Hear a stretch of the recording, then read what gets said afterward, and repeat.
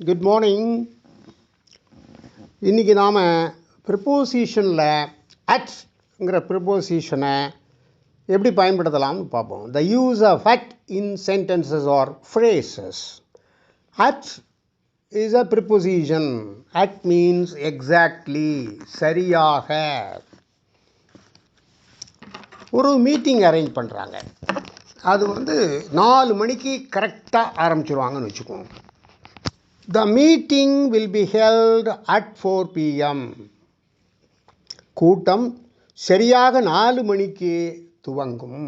The meeting will be held at 4 p.m. அட்னு வந்துடுது. அந்த நேரத்தில் இப்போது எய்ம் பண்ணுறோம். பறவையை பார்த்து எய்ம் பண்ணுறோம். ஒரு துப்பாக்கி சூடு நடக்கிறது, பயிற்சி. அப்போ அந்த புல்லட்டை நம்ம எந்த பொருளை பார்த்து அடிக்கிறோமோ அதில் அடிக்கணும். வில், அம்பு எய்ம் பண்ணணும். கோல் நம்ம எய்ம் பண்ணுறோம். அப்போது எக்ஸாக்ட் பாயிண்டில் நம்ம எய்ம் பண்ணணும். அப்போ எய்ம் அட், எய்ம் அட். அப்போது you should aim at your goal. உன்னுடைய லட்சியத்தை நோக்கி குறிவைக்க வேண்டும். உன்னுடைய லட்சியத்தை நோக்கி பாடுபட வேண்டும். அர்ஜுனனை ஒரு பறவையை சுட சொல்கிறாங்க. Arjun aimed at the bird. பறவையை நோக்கி சுட்டான், கரெக்டாக அந்த இடத்துல படுற மாதிரி. அப்போ அவன் எந்த இடத்துல பண்ணணுமோ அது எக்ஸாக்ட்லின்னு அர்த்தம். ஒருத்தன் விளையாடுறான்னு வச்சுக்கோமே.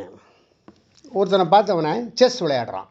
அப்போ செஸ்ஸில் அவன் நல்லா விளையாடுவான் அப்படின்னு சொல்லணும். அப்போ விளையாடுதல்ங்கிற வார்த்தைக்கு ப்ளே ப்ளஸ் ஐஎன்ஜி, பிளேயிங். அப்போ Ramesh is good at playing. Ramesh is good in பிளேயிங்னு சொல்லக்கூடாது, தப்பது. Ramesh is good at playing chess. Kala is good at playing carrom.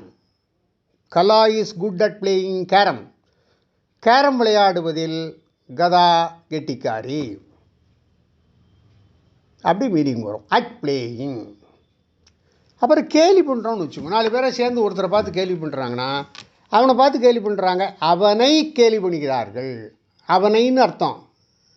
அப்போது ஆனால் ஃப்ரேஸ் கேலி பண்ணுதலோடு சேர்ந்து வரக்கூடியது. கேலி பண்ணுதல், மார்க் அட், மார்க் அட். இப்போ நம்ம பார்த்துட்டு கேலி பண்ணாதப்பா அப்படின்னு சொல்கிறோன்னு வச்சுக்கோ. Don't mark at him. அவனை கேலி பண்ணாதே. Don't mark at him. அவர்களை கேலி பண்ணாதே. Don't mark at them. அவர்களை கேலி பண்ணாதே. ஸோ இந்த மாதிரி நம்ம அட்ங்கிற ப்ரிப்போசிஷனை ஒரு சென்டென்ஸ் அல்லது ஃப்ரேஸில் சரியான மீனிங்கில் எப்படி பயன்படுத்துறதுன்னு பார்த்தோம். Aim at the bird will be held at 9 a.m. Don't mock at him. My friend is good at playing chess. My sister is good at playing volleyball. இந்த மாதிரி நம்ம அட்டை பயன்படுத்தலாம். ஸோ இதை ப்ராக்டிஸ் பண்ணி ஸ்போக்கன் இங்கிலீஷில் பயன்படுத்தினீங்கன்னா நீங்கள் சரியான முறையில் சென்டென்சஸை பயன்படுத்தி பேச முடியும். Have this in your practice. Okay, thank you.